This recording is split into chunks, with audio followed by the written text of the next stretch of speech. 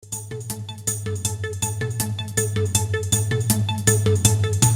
ikalawang pagkakataon ay muling nagsagawa ang Cavite Industrial Area Flood Risk Management Project or CIA FRIMP ng Information Caravan on Disaster Education for Flood with 3D City Model and Minecraft. Ito ay aktibong nilahukan ng mahigit 160 na mag-aaral mula sa grade 7 ng Luis Olimpo Ferrer Senior National High School noong November 26 to 27, 2025 sa nasabi ring paaralan. Layunin nito ang palalimin pa ang kaalaman ng mga mag-aaral gamit ang kinahihiligang online game na Minecraft para sa disaster preparedness at flood management. Unang tinalakay ang mga structural at non-structural measures ng CIA FRIMP na pinangunahan ni Mr. Shuji Kako, Project Manager at Team Leader ng CIA FRIMP, kasama si Mr. Koji Kosaka, CTI Deputy Project Manager at Resident Engineer, Mr. Yajima Makoto, at Ms. Mimi Astaris, Non-Structural Measures Specialist. Naging tampok naman sa mga mag-aaral ang interactive lecture at hands-on training sa disaster education for flood gamit ang 3D City Model at Minecraft. Dahil karamihan sa kanila ay pamilyar na sa naturang laro. Pinangunahan ito ng mga eksperto mula sa Japan na sina Dr. Kazuki Ono, katuwang si Mr. Mutsuki Kodama ng Tohoku Institute of Technology, Sendai, Japan.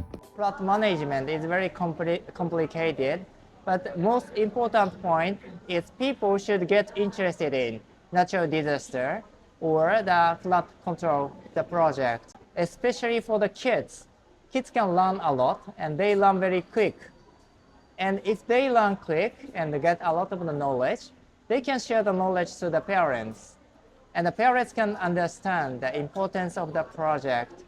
And in that sense, I think my Minecraft product can contribute in some sense to make this project going smooth and to make the safer country in Philippines. Isa sa mga naging highlights ng aktibidad ay ang group work discussion ng mga mag-aaral kung saan masiglang nagbahagi ng kaalaman ng bawat grupo tungkol sa mga positibong benepisyong dulot ng proyekto sa kani-kanilang komunidad. Ilan naman sa mga stakeholders na dumalo ang naniniwalang mas palalawakin pa nito ang kaalaman ng mga mag-aaral kung paano maiiwasan ang mga panganib na dulot ng pagbaha. Through today's IEC activity, students were able to understand what are risks of flooding in their community and to where they have to evacuate or what action students have to take before disaster happens. This really help us, especially in teaching the youth. Talagang na sila ang pag-asa ng bayan sa paghahanda, hindi lamang sa paparating na panahon, kundi sa ngayon. Lubos ding nagpasalamat ang punong guro na si Ms. Lorraine Deseo na napili ang kanilang paaralan bilang isa sa mga nagbenepisyo sa IEC on Disaster Education for Flood. Napakalaking tulong po. Actually, very thankful ako at dito ginanap to sa amin. Kasi Bacau is one of their problems is yung flood.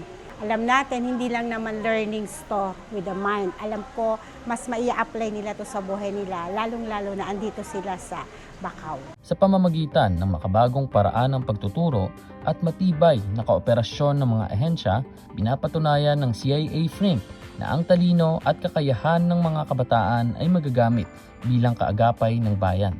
At ang kaalaman ang pinakamalakas na panangga laban sa mga sakuna gaya ng pagbaha.